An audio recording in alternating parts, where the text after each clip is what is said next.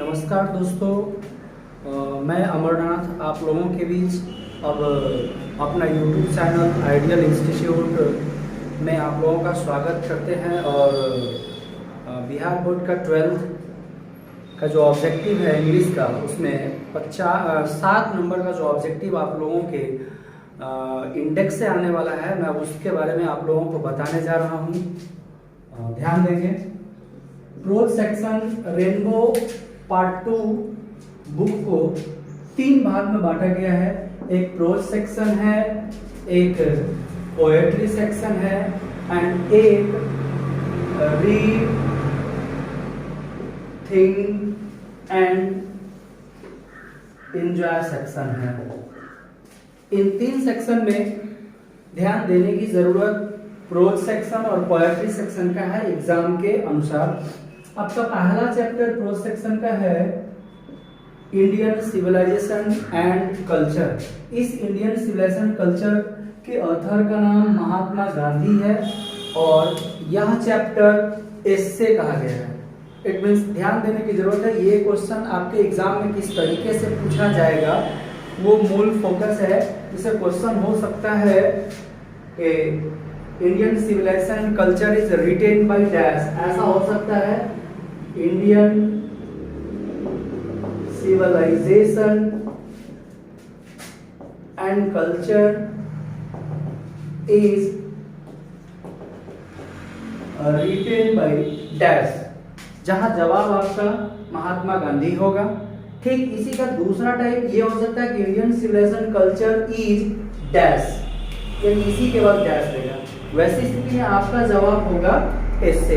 यानी इस इंडेक्स के माध्यम से आप अपने आप को मैचिंग और जो क्वेश्चन आंसर टाइप का होता है 2 नंबर का, वो इट मीन्स 7 नंबर का ऑब्जेक्टिव जो चैप्टर और ऑथर, पोएम और पोएट के नाम से क्लियर होगा उसको देखेंगे। पहला चैप्टर आपका इंडियन सिविलाइजेशन कल्चर है जिसके ऑथर का नाम महात्मा गांधी और ये लिखा गया है जो महात्मा गांधी के द्वारा उसे एस्से का। सेकेंड आपका चैप्टर होता है भारत इज माई होम और ये लिखा गया है डॉक्टर जाकिर हुसैन के द्वारा और ये डॉक्टर जाकिर हुसैन का स्पीच है। जैसा कि आपने चैप्टर का एक्सप्लेनेशन पढ़ा होगा तो डॉक्टर जाकिर हुसैन जब प्रेसिडेंट के रूप में शपथ ले रहे थे उस वक्त ये स्पीच दिए थे। थर्ड आपका चैप्टर है ए पिंच ऑफ एसनफ और ये लिखा गया है मनोहर माल गवंकर के द्वारा। ये लिखा गया है मनोहर माल गवंकर के द्वारा, जिसे आप मनोहर मालगोनकर कहे, मालगवंकर कहे, और ये शॉर्ट स्टोरी है। ये पूरा का पूरा क्वेश्चन आपके ऑब्जेक्टिव में ही आने वाला है और सेम जैसा पहला पैटर्न बता उस तरीके से पूछा जाता है। फोर्थ चैप्टर है I have a dream. Fourth chapter आपका आई हैव अ ड्रीम है जो लिखा गया मार्टिन लूथर किंग जूनियर के द्वारा है और ये एक स्पीच है। ये क्या है? स्पीच है। नंबर 5वां ideas that have helped mankind. ये जो चैप्टर है ये बर्ट्रैंड रसल के द्वारा लिखा गया और ये एस्से है। छठा चैप्टर द आर्टिस्ट है और इसके ऑथर का नाम सीगा नोया है और ये शॉर्ट स्टोरी है। इसका भी सेम उसी तरीके का क्वेश्चन होगा। जितना भी आपका इंडेक्स में लिखा गया है बताया जा रहा है सब उसी टाइप का होगा। Number 7 a child is born जो चैप्टर है उसके ऑथरेस हैं जर्मन ग्रीन और यह भी एस्से है। नंबर 8वां how free is the press है। ये थियोसेल्स के द्वारा लिखा गया है और इसे भी एस्से कहते हैं। और 9वां चैप्टर है उसका नाम द अर्थ है और ये एची बेट्स के द्वारा लिखा गया है और ये एची बेट्स शॉर्ट स्टोरी को लिखे हैं, अर्थात द अर्थ को शॉर्ट स्टोरी कहा गया है। Number 10 India through a travellers eyes जो पर्ल एस बक का लिखा हुआ है और ये भी एस्से है। नंबर 11 अर्थात लास्ट है ये प्रोज सेक्शन का अ मैरिज प्रपोजल। ये अ मैरिज प्रपोजल जो एंटोन चेखव का लिखा हुआ है, इसे वन एक्ट प्ले भी कहा जाता है और कॉमेडी भी कहा जाता है। आपके एग्जाम में अगर ये वन एक्ट प्ले ऑप्शन होगा तो वन एक्ट प्ले जवाब देंगे, अगर इसका जवाब कॉमेडी होगा तो कॉमेडी करेंगे, अर्थात ऑप्शन में जैसा होगा उसके मुताबिक आप काम करेंगे।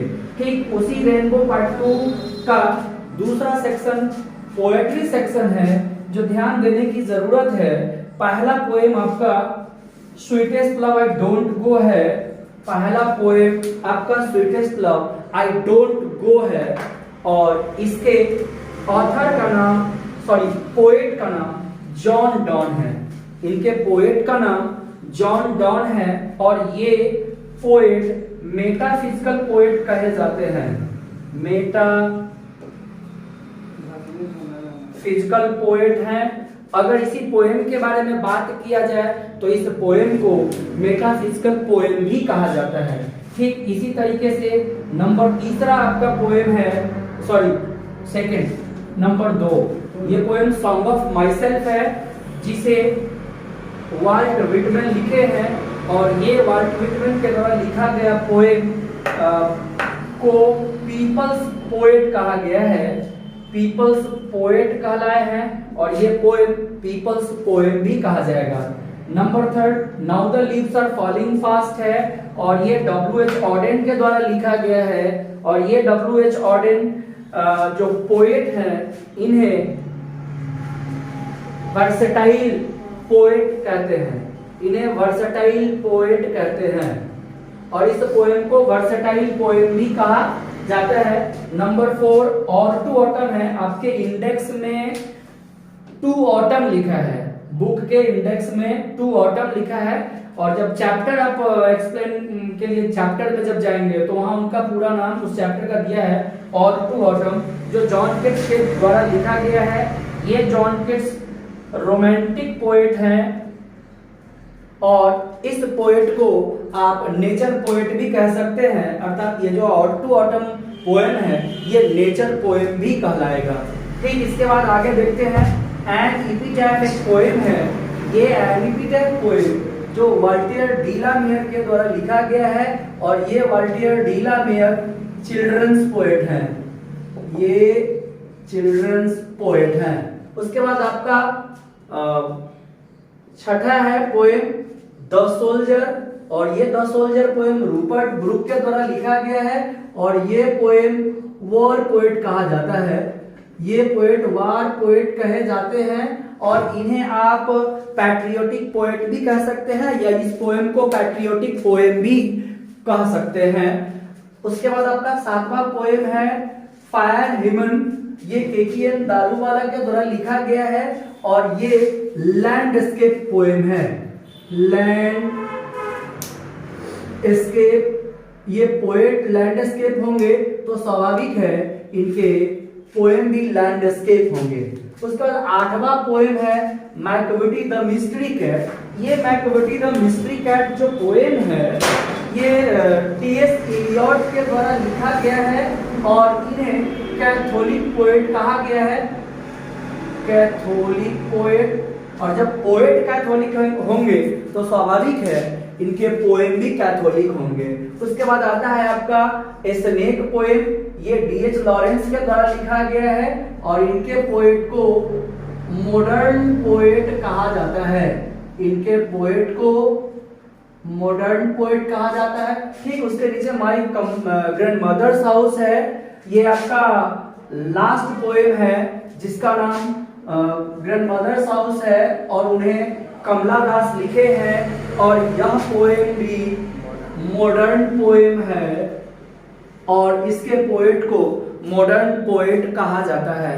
इट मीन्स ध्यान देने की जरूरत है, प्रोज सेक्शन में सिर्फ 2 स्पीच है, 2 क्या है स्पीच है, 3 स्टोरी है, 2 स्पीच है और 2 ही स्टोरी है या 3 स्टोरी है। एक ए पिंच ऑफ स्नफ स्टोरी है, द आर्टिस्ट एक स्टोरी है, और द अर्थ यानी 3 स्टोरी है। बाद बाकी जितना सारा बचता है वो सब का सब ऐसे है, एक को छोड़ के।